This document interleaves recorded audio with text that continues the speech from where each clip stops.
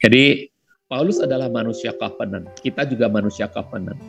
Memang itu Paulus itu lebih dari tokoh Alkitab lainnya. Ia benar-benar memahami covenant, memahami lebih dari yang lainnya.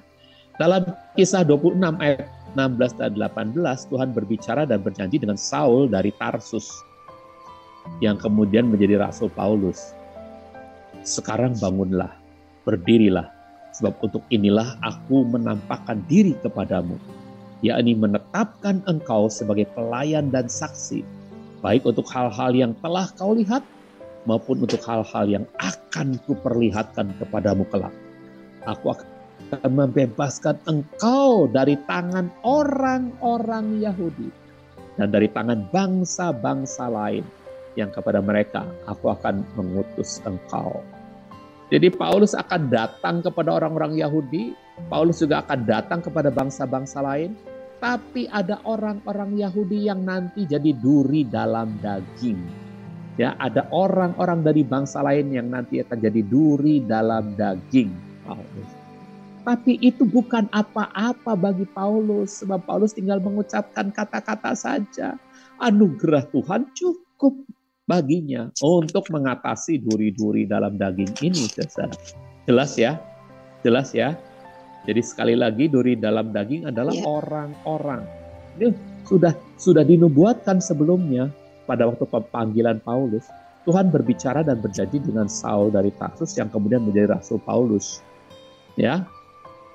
Tuhan mengatakan kepada Saul dalam ayat 17 bahwa dia akan melepaskan Saulus dari orang-orang, dari duri-duri. Jadi duri-duri itu adalah orang-orang, ya.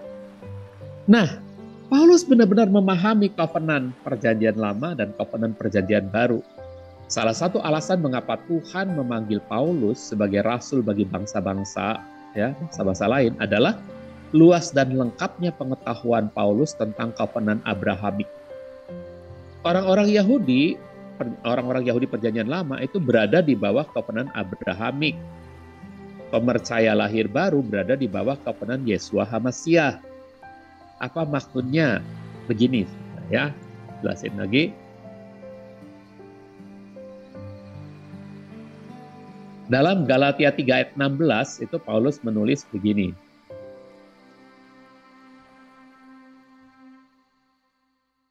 Galatia 3 ayat 16. Supaya sesuai dengan kekayaan kemuliaannya dan sehubungan dengan manusia batiniahmu, dia dapat mengaruniakan kepadamu kekuatan dengan kuasa melalui rohnya. Paulus memahami kedua covenant itu dan perbedaannya.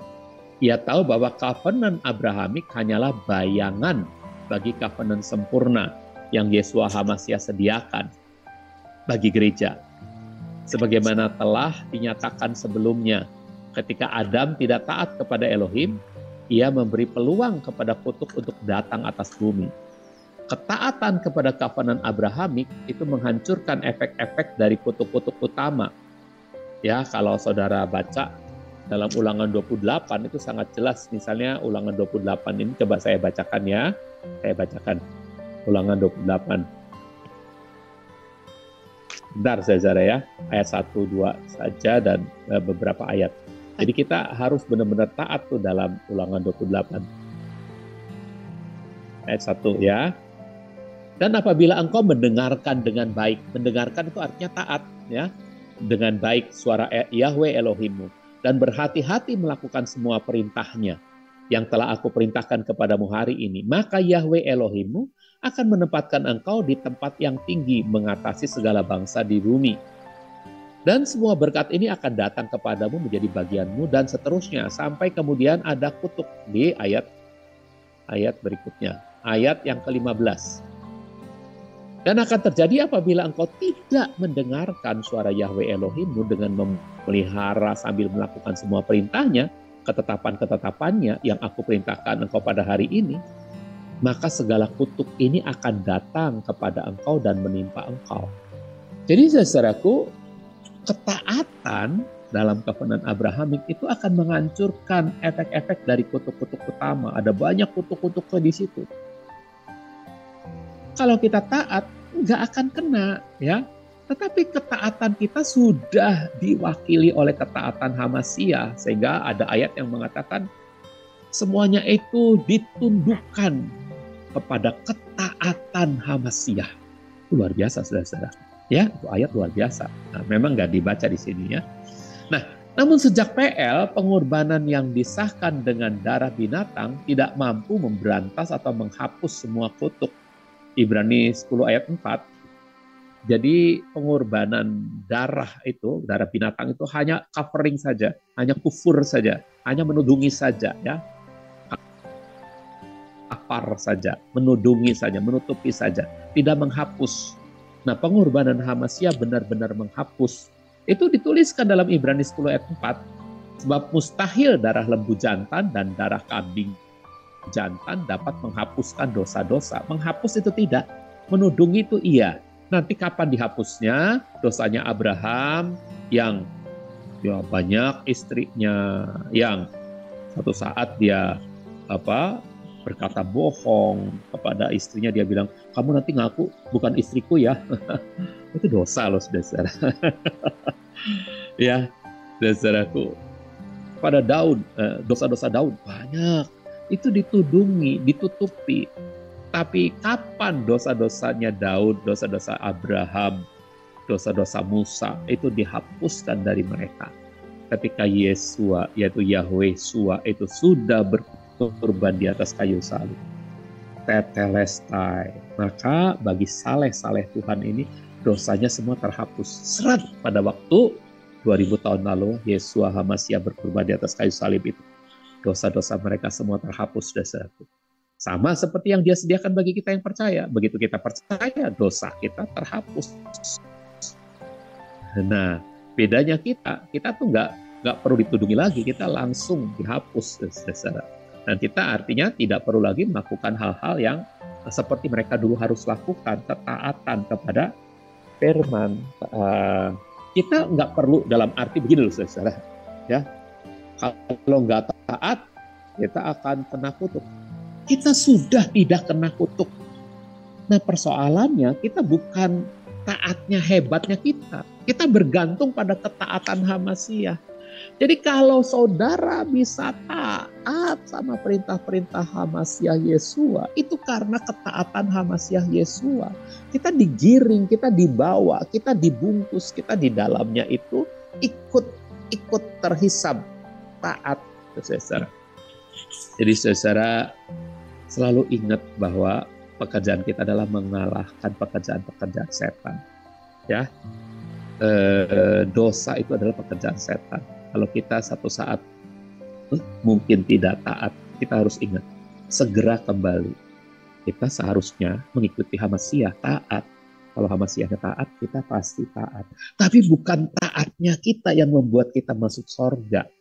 Ini susah kira-kira ya, menjelaskannya tuh mesti pakai perumpamaan begitunya. Ya, nantilah kalau saya ketemu perumpamaannya di dalam khotbah saya akan sampaikan. Ya, karena covenant PB disahkan dengan darah anak domba yang tanpa cacat celah, maka padanya ada kuasa untuk menghapus dosa dan menghancurkan setiap kutuk.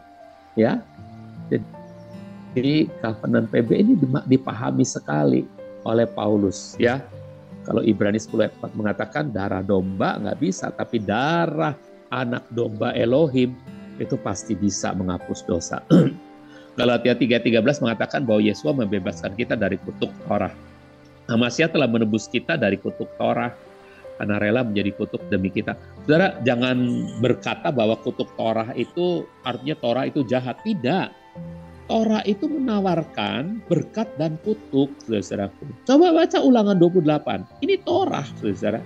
Ulangan 28 itu ayat 1-14 mengatakan bila engkau mendengarkan dengan baik suara Yahweh Elohimmu. Tapi ayat 15-nya, kalau engkau tidak mendengarkan, maka kutuk-kutuk ini akan turun. Itu yang disebut kutuk Torah. Jadi bukan berarti Torahnya jahat, bukan. Torahnya itu menawarkan berkat dan kutuk. Torahnya itu baik, mau mengajari orang-orang Yahudi pada waktu jadi pelajaran buat kita. Tapi Torahnya itu dulu menuntun orang-orang Yahudi pada waktu itu, orang-orang Ibrani pada waktu itu agar mereka taat gitu. Ya supaya mereka tidak kena kutuk. Nah ini yang disebut kutuk Torah ya. Jangan sampai salah paham ya saudara. Torahnya itu baik, tapi dalam Torah ada berkat dan kutuk. Nah ini yang disebut sedang dengan sebutan kutuk Torah. Ya bagian kutuknya sedang disebut gitu ya. Ada juga berkat Torah gitu ya. Berkat Torah itu mana? Oh waktu kita pulang itu berkat Torah ya. Yahweh memberkati engkau dan melindungi engkau. Yahweh menyinari kau dengan wajahnya, memberi kau kasih karunia. Yahweh menghadapkan wajahnya kepadamu, memberi kau damai sejahtera. Itu berkat Torah. Ya, saudara-saudara, apa tuh agar simchat Torah atau apa itu namanya? Ya. Nah, saudara, jadi Pak Gerso mau kasih suara, silakan. Apa Pak Gerso? Iya. Oke. Enggak ya Pak Gerso ya. Oke, Galatia 3 ayat 13 ini mengatakan Yesus membebaskan kita dari kutuk Torah. Maksudnya Torah yang sedang membicarakan kutuk gitu ya saudara. Dan kutuk-kutuk itulah kita bebas dari kutuk-kutuk itu ya. Oke ya, jelas ya. Nah, jadi kenapa menebus? Karena dia sendiri sudah terkutuk bagi kita, demi kita. Dia terkutuk, dia digantung pada kayu salib. Dia terkutuk demi kita. Ya, itu dia. Berikutnya, masih Ulangan 28 ayat 15-68, saudara bisa baca sendiri. Mendaftarkan setiap kutuk. Ini dari tadi yang saya baca ya. Mulai ayat 15, terus sampai ayat 68. Itu dia kutuk Torah maksudnya. Ya, di antaranya termasuk penyakit dan wabah. Hanya karena darah Yesua lah kita dapat berdiri tegak tanpa salah. Jadi ingat baik-baik, kita bisa berdiri tegak tanpa salah hanya karena darah Yesua HaMasiah. Kita benar hanya karena darah Yesua HaMasiah. Kita bebas dari dosa hanya karena darah Yesua HaMasiah. Jadi kebenaran pemberian Elohim ini melenyapkan semua legalitas setan untuk menimpakan penyakit dan wabah ke dalam tubuh kita, untuk menimpakan kutuk-kutuk ke dalam hidup kita. Setan gak punya legalitas lagi, setan gak punya hak lagi untuk menimpakan itu pada kita, saudara. Ini yang harus kita sadari. Karena itu, sejak Yesus memberikan rohnya di kamar terkunci, Yohanes 20 ayat 22-23, sudah mengatakan hal itu, dia mengembuskan nafasnya kepada mereka dan berkata, terimalah Roh Kudus. Siapa yang kamu ampuni dosa-dosanya, dosa-dosanya diampuni. Siapa yang tidak kamu ampuni dosa-dosanya, dosa-dosanya tetap ada. Ketika Yesus mengembuskan Roh Kudus kepada para murid itu dosa-dosanya terhapus semua, sehingga mereka diberi hak juga untuk menghapus dosa setiap orang-orang yang kepada mereka para murid mengatakan, demi nama Yesua HaMasiah yang kamu percayai, maka dosamu diampuni. Itu ternyata berlaku bagi mereka juga. Jadi setiap pemercaya lahir baru memiliki hak untuk bebas dari setiap kutuk dan pekerjaan setan. Bukan hanya kita punya hak, tetapi kita juga hidup di bawah perintah pemberian Elohim untuk menghancurkan semua pekerjaan setan, saudaraku. Jadi saudaraku jangan lupa bahwa kita bukan hanya punya hak untuk berkata-kata pada orang lain, tapi kita juga atau untuk diri kita terbebas dari kutuk-kutuk setan, dari penyakit dan wabah gitu. Tetapi kita juga ada di bawah perintah pemberian Elohim itu untuk membagikan kepada mereka ya, supaya perintah ini untuk menghancurkan semua pekerjaan setan ini terbagi kepada orang-orang yang kita ajar. Dan pada hari Pentakosta, Elohim telah memberikan kepada kita kuasa untuk melakukan pekerjaan di bawah anugerahnya. Bukan dia lagi yang melakukannya bagi kita. Jadi nggak selalu harus Yesua yang melakukannya bagi kita. Sekarang kita turut, kita tubuhnya bisa melakukannya. Karena apa? Karena ada kuasanya di dalam kita, saudaraku. Jadi jangan kita selalu berdoa intervensi supaya kuasa dari surga itu turun ya, mengalahkan hukum alam gitu ya, mengintervensi hukum alam. Enggak. Ada kuasa dalam diri kita, saudara, untuk bersama dengan Ruach HaKodes kita turut melakukannya. Nah, inilah saudaraku yang harus kita sadari benar-benar. Setiap kita punya hak untuk membuka mulut kita dan menghentikan pekerjaan-pekerjaan setan terhadap hidup kita. Roma 10 ayat 10 memberitahu kita untuk menggunakan mulut kita. Sebab dengan hati orang percaya, lalu dibenarkan. Dan dengan mulut orang mengaku, lalu disotsokan, diselamatkan. Diselamatkan itu termasuk juga disembuhkan tubuhnya, saudara. Kata diselamatkan ini punya makna totalitas. Disembuhkan juga penyakitnya. 1 Petrus 5 ayat 8 menyatakan bahwa ada si jahat yang mencari orang-orang yang dapat dilahapnya. Sadarlah, berjaga-jagalah, musuh-musuh iblis sedang jalan berkeliling sambil mengaum seperti singa untuk mencari orang-orang yang dapat untuk mencari pemercaya yang dapat dilahapnya. Karena ada banyak orang Kristen yang dapat ia lahap. Jika Anda memahami nilai darah tebusan yang memberi hak kepada Anda dan Anda gunakan mulut Anda untuk menyatakannya, setan tidak akan dapat menelan Anda. Jadi pilihan ada pada diri Anda, bukan pada setan. Dia memang jalan keliling, nyari. Tapi pilihan ditelan oleh setan atau tidak, itu tergantung pada mulut Anda. Kalau Anda katakan, setan diam kamu. Kalau Anda katakan, aku punya hak untuk menghancurkan pekerjaanmu.